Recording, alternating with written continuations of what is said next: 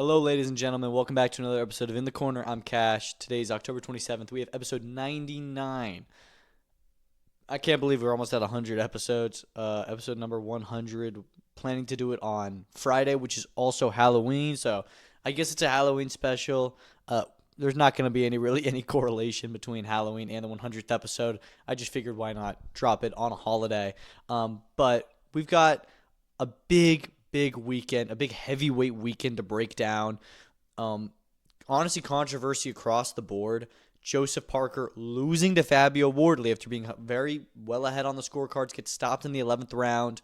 I mean, what a story for Fabio Wardley, just for starting 10 years ago in boxing, white collar fights, and now he's in line to face the undisputed champion who's a generational great in Oleksandr Usyk. I mean, it just doesn't make any sense, but we're going to talk about that questionable stoppage, as well as, of course, UFC 321, the infamous Ciryl Gane, Tom Aspinall eye poke. We barely got a fight in the main event. Very disappointing. Honestly, just a disaster start to Tom Aspinall's title run.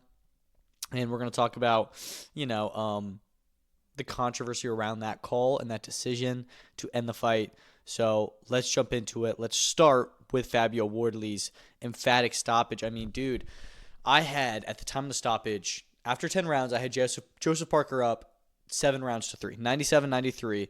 I'd given Fabio Wardley rounds 2 and 3. I thought he looked great. Then I thought Joseph Parker was just each round getting more and more wide and was honestly, I wouldn't say cruising, but was cruising on the scorecards at least. And then around 10, Parker has like a great moment, and then Wardley jumps back on him and hurts Parker.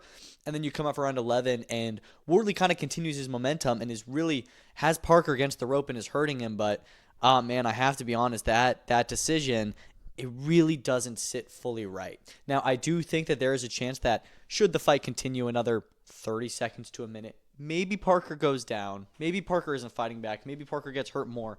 Maybe the referee did do the right call. And maybe he did save Joseph Parker for another day, which at the end of the day is his job. His job is to keep the fighter safe. That's the first priority. And Joseph Parker wasn't looking great in that instance. He really wasn't. He still had about 2 minutes left in the round, and there could have been a lot more damage.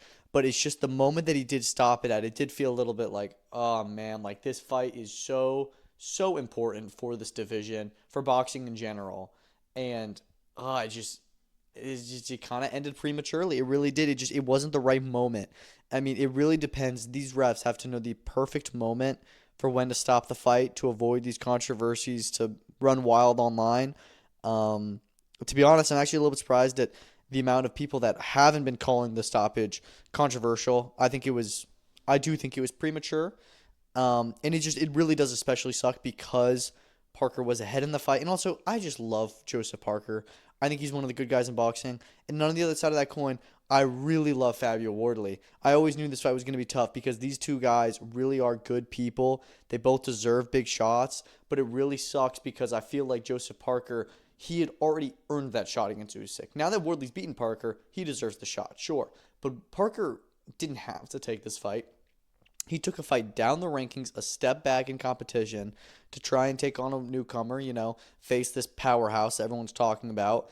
And he unfortunately came up short with just 4 or 5 minutes left before he was going to get the next shot at Usyk. So it really does suck for him because he's waited for years to get this shot at the championship. And when he's this close, he doesn't get it. So it sucks. I feel for him. But I don't think that this is the end of his story at all. I think we will see Joseph Parker in a big fight next, undoubtedly. I think that Anthony Joshua is very much a possibility for him to rematch now. I think that Daniel Dubois is a fight some people have thrown out that we should revisit, both now coming off of stoppage defeats. You could do that. He's got so many guys that he can go and step right back into a big fight with, and I don't think he's going to take an easy one. I mean, Joseph Parker, if you look at his resume in his last few cights, Deontay Wilder, Ciryl Gane, Martin McCauley, Fabio Wardley, all these guys, when he fought them, were top 10 heavyweights. So you can't really say that he doesn't avoid the action. I don't, and take a shot away against the fire because he's going to go into that fire and he's going to take the toughest fight possible. So you have to respect it. As for Fabio Wardley, I mean, the story is just incredible. A little bit over a year ago, he was heading into rematch Fraser Clark after a draw, and I hadn't picked him in that fight. I picked him to lose a British title fight against somebody with less than 12 professional fights. And now just a little bit over a year from that point, from the beginning of October 2024 to the end of October 2025, we now have him. We're questioning if he can do what he's done to Joseph Parker and Justice Hooney and Fraser Clark, if he can do that against Oleksandr Usyk, who is undoubtedly one of, if not the greatest fighter of this decade and this generation of boxing. I mean, it's just the story is incredible. It's so incredible for where he's come to where he's going to end up. I don't think that Wardley beats Usyk. I'm not going to be silly and sit here and say, "Oh, but Wardley can shin him." I'm not British. As they always try and hype up their guy, and I think that Wardley's chances of beating Usyk are very, very slim, and probably more slim than Parker's were. However, I do not think he has a 0% chance. I think that after watching his last few fights, how he can be 10 rounds down on the scorecards, but it really does. And that's what they were all saying. What Frank and was saying is like, a championship fight is 36 minutes. Fabio needs 1 second. And if he can get that 1 second like he's done in his last few fights, Usyk is 38. I'm just saying there is a chance. There is a chance Wardley can somehow pull off the unimaginable. And just, again, what a story that would become. Do I think Wardley gets Usyk next? I think he's front of the line now. I mean, he's WBO interim champion and WBA interim champion. So you kind of have to assume that that the WBO, it's their turn to order the fight. They had already ordered Parker against Usyk. They say they're going to order Wardley against Usyk. So you have to hope that he gets in next. I do think that if Caballel, whoever he fights in January, which we're hearing could be Daniel Dubois, which is, again, an exceptional fight. If Caballel beats Daniel Dubois, somebody else like that in January, maybe he jumps ahead and he gets that shot against Usyk. It really just depends on how he looks. I think that if Caballel can have a good win January 10th in Germany, he may jump the queue and he may take that fight over Wardley. And I wouldn't be overly mad if he got it instead of Wardley. But right now it looks like Wardley will be getting the next shot at Alexander Usyk. And it's just wild to imagine. But yeah, good for him. An unbelievable fight. The whole fight was just incredible. From the first bell, I was out of my seat, loving every second of it. Just a true heavyweight war. And every time we get fights like this, it just reminds me, like, man, heavyweight is that division in boxing. Like, when you get it good, it really, really does not disappoint. That's not the same case for UFC. We'll talk about that in a second. Let's just quickly run through this undercard. Really disappointing pay-per-view, if we're being honest. The main event lived up to the hype, absolutely. Went out on a little bit of a questionable end with that stoppage, but look at the co-main event. Georgian Oldadai dominating Rolly Lambert over 12 rounds for the IBO Cruiserweight title.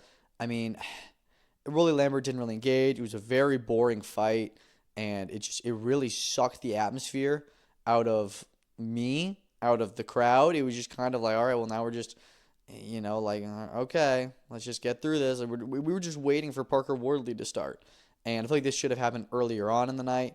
Oldadai does now have the IBO title. He's now, I guess, probably is a little bit of a bigger name, but again, I think he needed a statement on Saturday, and I don't know if he gotten that. If he had gotten that, he could have put his name into the hat to fight guys like Jairo Pitaya and Zurdo Ramirez and Chris Bellum-Smith. That didn't happen. But hey, you know what? Maybe he'll be in a big fight next. Maybe they'll just throw alloys at him and see how he, sink or swim. But yeah. A little bit of a disappointing co-main. Ezra Taylor, I thought he looked good. Stopped Steve Woodall in round 9. Did the best that he could. Obviously, he had a late replacement opponent. Still got the stoppage. Looked great. Can't really ask for too much more. I just hope that they can get this Louis Edmondson fight finally sorted out. It's just becoming one of those fights that is just really hard to put on for no reason, where every time they book it, something happens.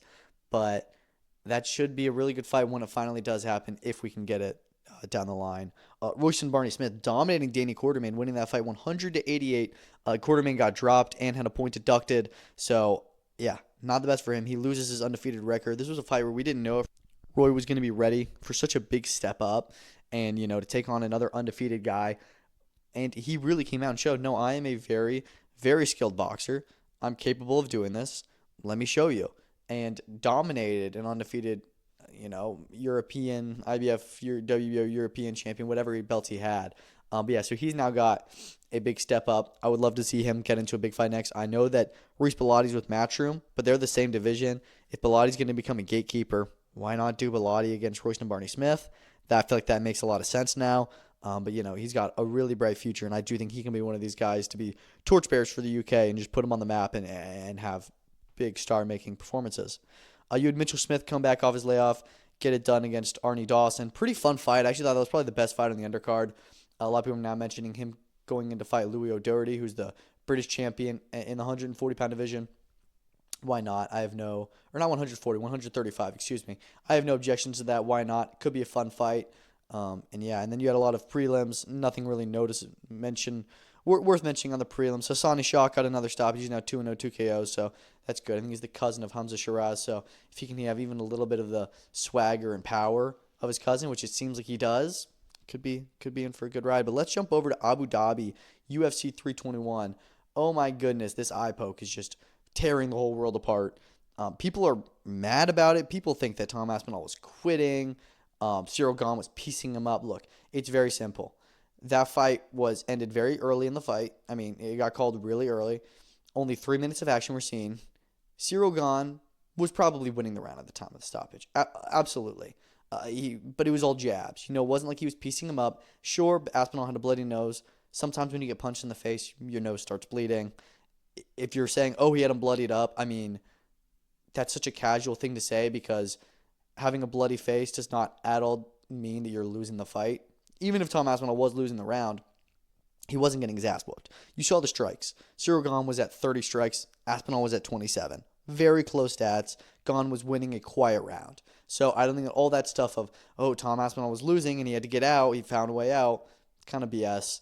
I think Tom Aspinall's been out of the cage. He's only fought, 3 or so minutes in the past 3 years? Yeah, he's not. It's going to be hard for that guy to stay active when he finishes everyone so quick. And he fought more in this fight than he had in the last 2 years. So, you kind of expect there to be some inactivity. You kind of expect him to be in his toughest fight to not just run at Gane. He's going to play it a little bit more safe. He's going to try and figure him out. I think he was taking a more slow start to the fight. So no, I don't think that this is, oh, he's, Gane was beating up Aspinall and Aspinall quit. No, I don't think that at all. I mean, the more and more you look at that eye poke, the more crazy it is because the first time I was like, okay, did he really get poked? And then you see the replay and how deep Gane his finger went into both eyes. I mean, you have to think like that would have hurt like crazy. Yeah, you probably would not be able to see. So no, I don't blame Aspinall for saying he can't see. At the end of the day, it's just really, really unfortunate that that's how the fight happened. What happens next? You run it back. You order the rematch immediately. You book that for January at the earliest or at the latest, honestly. If they can get it on the 324, 325 card, something like that, it needs to happen by February. I mean, both these guys, it really just depends on Aspinall's eye. You feel for both because they spent a whole week of training, a whole months of training going into this and only, had to end it in a no contest. But yeah, I think you just do it immediately. Don't waste any time. That's the fight. You just do the rematch. And unfortunately, you just got a really poor pay-per-view on Saturday because you didn't get a true main event. Yeah, it sucks. I know the UFC is not happy. I don't think any of the fans are happy, but you can't really blame Tom. And you can't really blame Ciryl either way. What you need to do is you need to start changing these gloves genuinely and have it where the fingers aren't poking out as much as they are and aren't as free because it is happening one too many times and it's ruining title fights now. So, yeah.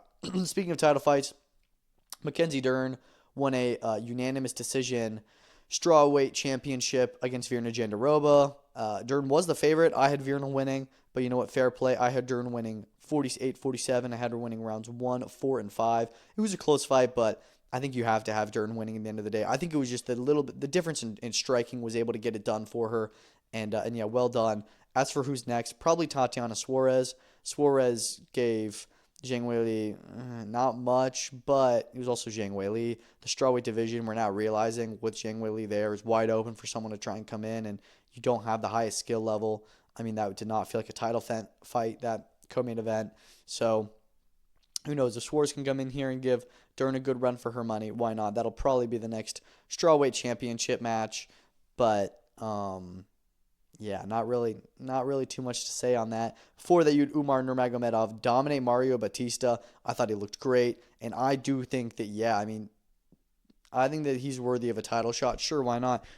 We have to start looking at if Merab is going to stay at 135, he's going to have to start rematching some people. He's already doing it with Peter Yan. After that, Umar is probably the best guy in the division, undoubtedly. And you also have to remember that Umar gave Merab a good fight. He was up 2-0 in that fight, and then Merab took over from there. But that was a great fight. It was a close fight. And it's one that, if anyone's going to get the rematch right now in that division, I think Umar deserves it. Some people are saying Umar has to fight someone like Ayman Zahabi, Song Yudong to really prove that he can get that title shot. I think that Umar, you can just throw him right in with Merab next. I have no objections to them doing that. I thought he looked exceptional.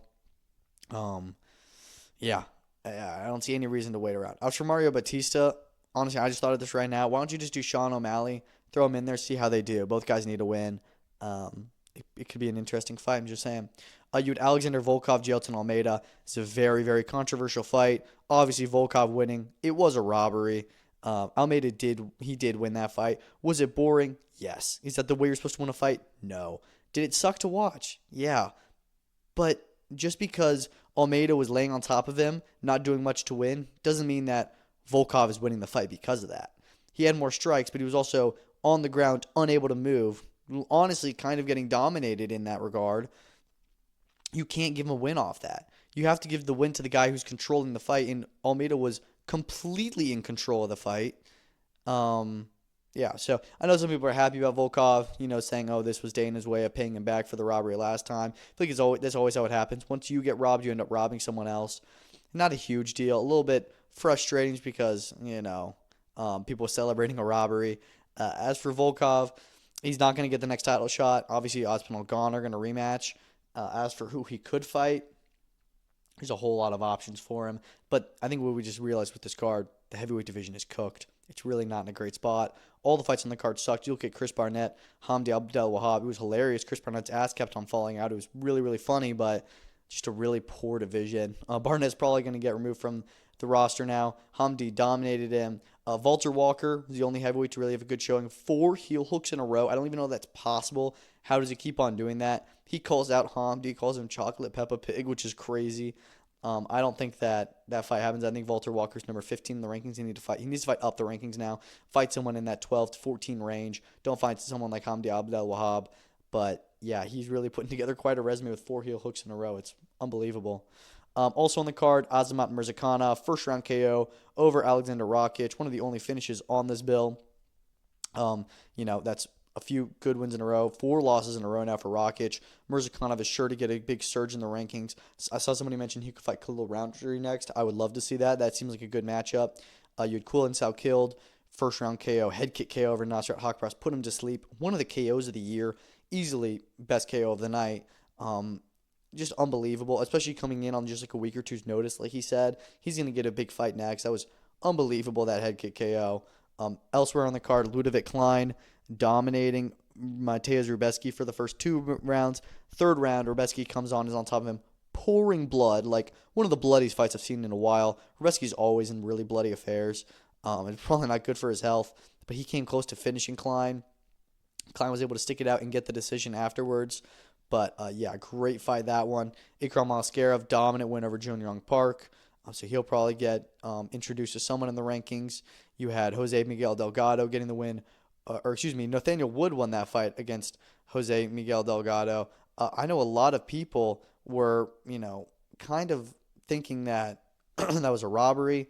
I had Wood winning the fight a little bit, if I'm being honest.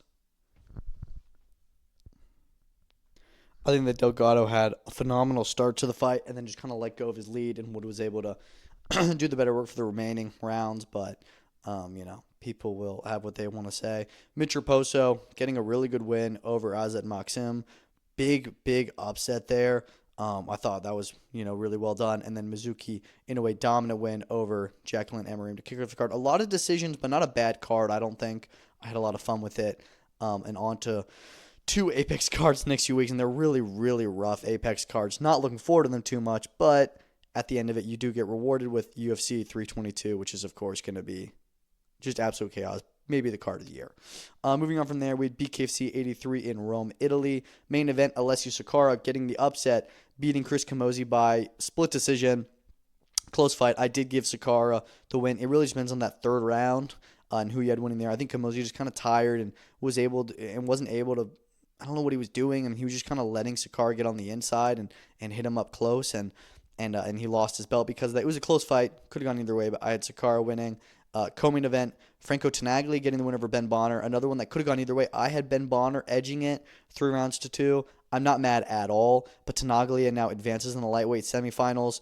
We're going to see him against the winner of Palomino and Trout, which happens December 5th in Florida. Really, really interesting stuff. I love these tournaments that we get to see in combat sports. And those are the only two decisions on the card.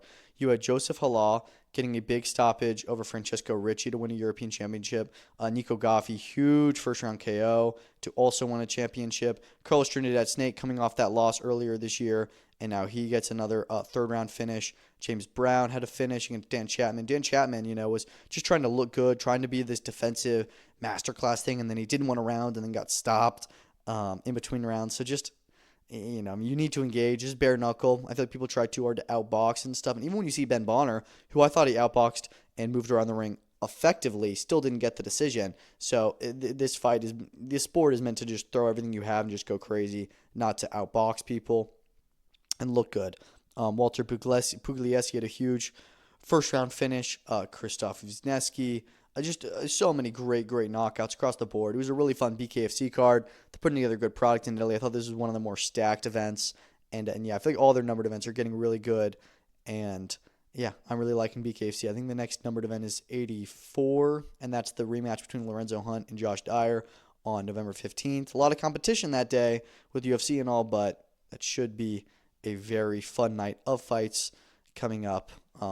In this month, November's going to have a lot of great fights, and I'm really looking forward to it as a whole. I do also want to mention, I saw today there's no long-term eye damage for Tom Aspinall. I didn't expect there to be. I think that, it was just a crappy moment for him. Got poked in the eye, but I didn't think at all, oh, he's cooked. He's not going to be able to fight anymore. He's going to be blind. No, he just probably temporary loss of vision. And it probably hurt a lot, but he's fine. You did have the Kyrgyzstan Kameda events. You had John Riel Casimiro get upset. He lost to Kaonosuke Kameda, which is a little bit surprising. Apparently, it was a real stinker of a fight, so I'm probably glad I didn't watch it. But yeah, Casimiro had a lot of momentum, and then Kameda, who has had a crazy year, the fight with Luis Neri, then gives Alan Picasso a really good fight. And now here he is beating Casimiro, so he may be getting a big shout next. You have Luis Neri, who also had a fight, and he won his by stoppage, I believe. Now it's potentially we see Luis Neri versus Jamriel Casimiro. Don't mind that.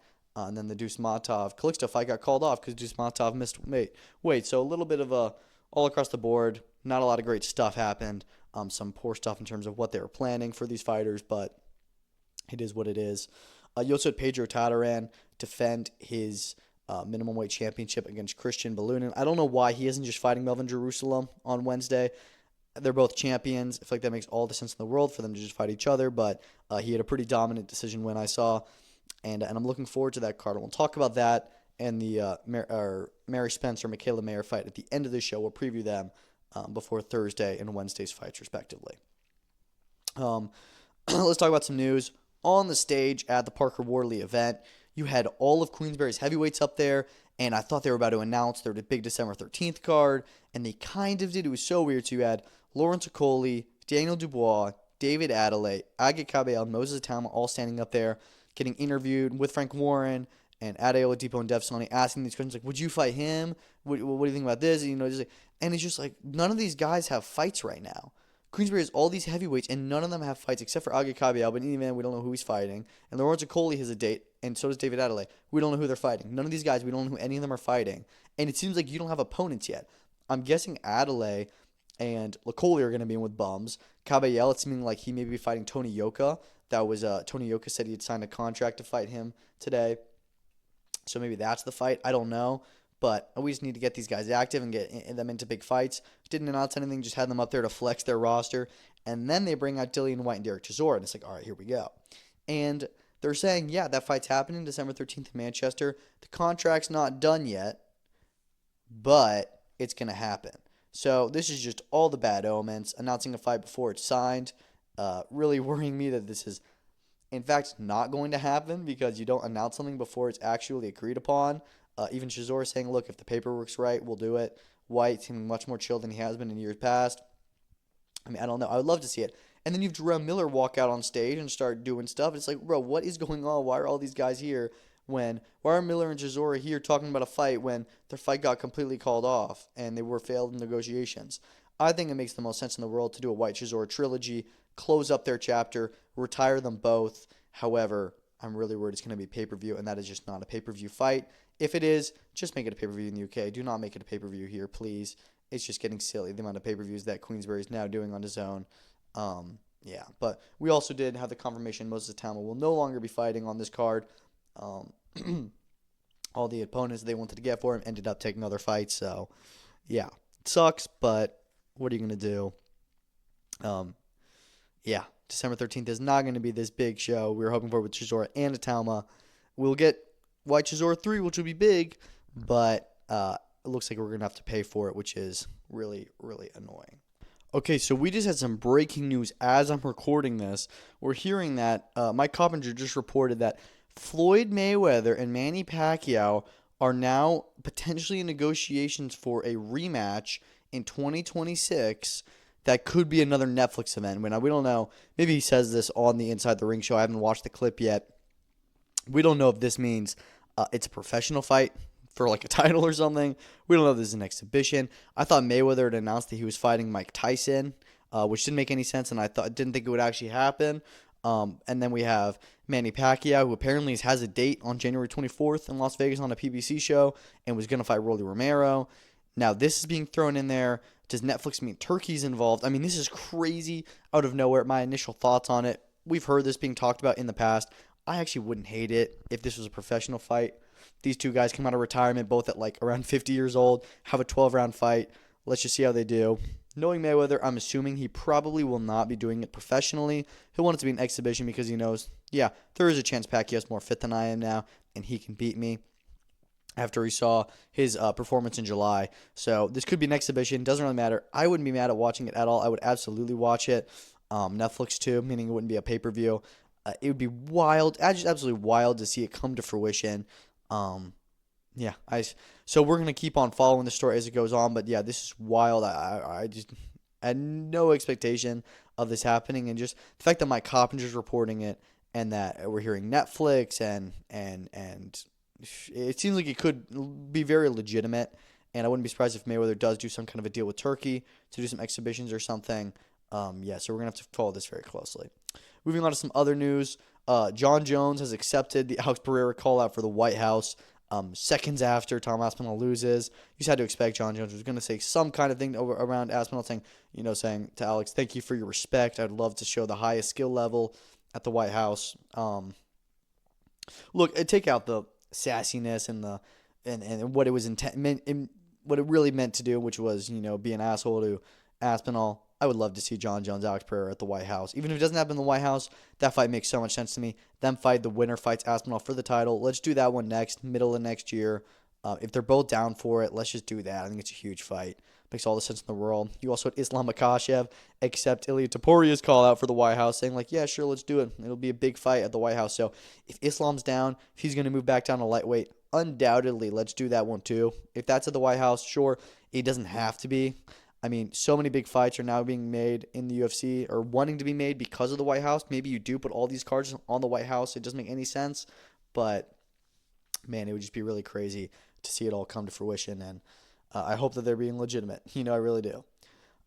Floyd Schofield, unfortunately, has been injured.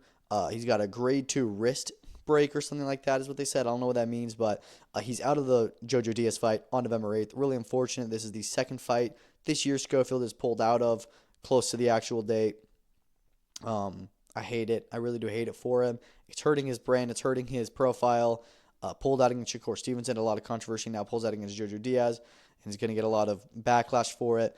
Hopefully he gets another fight pretty early on into 2026 because that Tevin Farmer first-round knockout, he's got a lot of momentum riding, but he's going to head into 2026 having fought only one round in the past year. Not the best. But hey, you know what? If he's going to wait and potentially get a shot at that vacant belt that Gervonta Davis is likely going to be stripped of, then why not, dude? Why not get in there and go straight into a world title fight? It won't be against Jojo Diaz, but against somebody else in the WBA top 15. Maybe it's him against Lucas Batty for the vacant 135 championship. I have no objections to that, but I do feel bad for Jojo. We're hearing that a big Japan card is being planned for December 17th. Naruto Donaire versus Seiya Tsutsumi. Apparently, Antonio Vargas is injured. He'll probably unlikely now become champion in recess. While Donaire is interim champion, so it makes sense that he'd go into this and fight Tsutsumi. Good fight. Tsutsumi's probably going to beat him. Donaire is still good, but he's really up there. He's in his 40s now. I'm excited for that. Kyosuke Takami versus Rene Santiago. Flyweight unification on the undercard, or light flyweight, excuse me, on the undercard is also looking to be agreed. I like that fight a lot. And then Anthony Oskawa will make the third title defense of the year against Juki Imamura. Not too familiar with the challenger. I would like to see Oskawa get into a big fight next, or a unification. He's just kind of defending against all these random people, and it doesn't look great against all of them. Looks fantastic against others. So hopefully he gets just a big name fight soon, but it's not all his fault, I guess. I just want to see the biggest fights possible, and, not just only title defenses with your mandatories. Adam Azim is now rumored to be fighting Kurt Scobie on November 15th on the Eubank Bend card. Of course, it's meant to be Zaur Abdullayev. Apparently, they didn't actually have terms agreed for that event, and now Azim does not have an opponent. Kurt Scobie's now the leading guy to get that fight. I like it. I think Scooby's really good. Adam Azim will surely beat him and probably stop him, as Kurt Scooby has been stopped before. He'll probably get tired in there, and Adam Azim will break him down, as he does to most. But I wouldn't be mad. I think it's an okay replacement opponent. I just really want to see Adam Azim get in with a legitimate, true top 15 140-pounder. Fight Dalton Smith once. If Dalton Smith can beat Subriel Matias, then do that for the world title. Because then there's no more oh, well, we want to do it when there's a world title on. We want to build it up. Then Dalton Smith is a champion, and then it's time to make that fight. So I don't know. I just want to stop doing all this playing around, Unfortunately, Eric Bazinian is once again out of the Stephen Butler fight. I believe that this is the third or fourth time that this fight has been announced and it's been canceled 2 weeks before. This really, really blows. I mean, oh man, I was really looking forward to this fight. I really, truly was. I was thinking it was going to be so much fun. They do have a new opponent for Butler. He'll now be fighting Stefan Fangio on November 13th. Not too familiar with Fangio. Maybe he's decent. Glad Butler's going to get to stay active, but dude, this just sucks. This just sucks. I mean, this fight is cursed. Maybe it is time to just move on, even though it's such a good matchup and it makes so much sense. Bazinian is now going to go through the whole of 2025 without a fight, I think. So I don't know, man. Definitely sucks if you are a Bazinian fan, if you're a Canadian boxing fan in general, because you can't get these fights made. But yeah, hopefully we do get to see that one come to fruition soon. Before we end off today's episode, probably won't do another episode until after these events take place. So let's talk about them. On Wednesday, we're going to be having the Thrill in Manila 50th anniversary, and that is going to be headlined by the title defense for one Melvin Jerusalem, as he defends his WBC minimum weight championship against Siakola Kusei. I don't want to undervalue Kusei. I'm not familiar with him, but I do have to pick Jerusalem in this fight just because he's been on a really good run, beating Shigeoka in the rematch. He's just a really good fighter. I'd love to see him fight, now fight Tataran or even fight Koyazo in a rematch. I'm not sure, but yeah, hopefully we get a good fight there. World Championship. Also on the card, you'll have Umir Felix Marcial versus Eddie Colmenares in the co-main event that is going to be taking place at middleweight. And then you'll have Marcial is getting pretty ranked at middleweight, I think. Carl Martin also on the card against RNDPN. Marlon Tapales on this event as well. He's going to be fighting Fernando Toro over 10 rounds. Tapales is one of the best 122 fighters in the world. Once Inoue eventually moves up, I have no doubt he'll end up fighting for a world title pretty quickly again. Nico Ollie Walsh is back on this event as well in an 8-rounder against Kitisak Clinton, who's 10-2. So Ollie Walsh could lose that fight. He does lose fights like this a lot. So it looks like it's going to be a pretty good event coming up on Wednesday morning. And I didn't know this, but apparently this event is in conjunction with the IBA, and it's an IBA Pro event, which means it's going to be put on their YouTube channel for free. So it makes it a lot easier to watch for everyone in the world. Yeah, so I'm looking forward to checking this out on Wednesday morning. Thursday night, we're going to have, in Canada, another Eye of the Tiger show. We were just talking about the Bazinian fight falling apart. Mary Spencer is going to defend her WBC and WBO Super Welterweight World Championships against Michaela Mayer. It's a good fight there. I really do think it is. I think Michaela Mayer will beat her, most likely. I think Michaela Mayer is really good. She's jumping up another division and looking to get more titles under her belt. She does want that Lauren Price fight still. So I'm guessing after this, she's going to want to move down to 147 again and try and fight her. I don't know what's going on with Lauren Price. We haven't heard anything about her since her win against Natasha Jonas earlier this year. Just another boxer fighter not getting activity. But yeah, I would love to see that one next. I'm hoping Michaela Mayer is a good showing on Thursday. Looks good, gets those titles, and adds more to her legacy. Yeah, other good fights in here. Co-main event, Wilkins Matthews stepping up, fighting Shaquille Finn over 10 rounds. That's a really interesting fight. Shaquille Finn is a very, very good fighter. He gave Eric Bazinian a draw last year. You could have said that he won that fight. It was really close. And yeah, so for Matthews to now jump up the levels and try and take on his first real challenge as a pro, I love to see it. I really do. And I hope that he does well and we get to see a fun fight come Thursday night. That'll be good. Also on this card, excuse me, Arthur Bjarsanov is back. He's fighting Sergey Lipinets. Really good step up for him. I think Bjarsanov will probably stop him the same way that Azim did, and then we'll see Bjarsanov get back into some more big fights at 140 pounds. I think he has a very bright future. I think he's a really, really talented fighter. You've got Mehmet Unal. He's going to be fighting Ralph Vilkans on this card. Vilkans, of course, gave Anthony Yard a really good fight last year. Surprisingly took him the distance. Christopher Guerrero is in another 10-rounder as well. Yeah, this is just going to be a fun event. A lot of good, evenly matched fights, or not evenly matched, but step-up opponents for these Eye of the Tiger fighters. I'm sure we'll get a lot of knockouts. They usually do on these events, and yeah, so that should be good. We got some great week boxing happening this week. When I say week, I don't mean week as in it's not good. I mean weekday. Wednesday, Thursday. You know what I mean? Some good boxing, and then we'll do another episode Friday on Halloween, episode 100. And then you'll have the Queensberry show on Saturday, the UFC Apex event, the Matchroom show in Orlando. A lot of stuff to look forward to this weekend. Thank you guys so much for listening. Hope you have a great week, and peace out.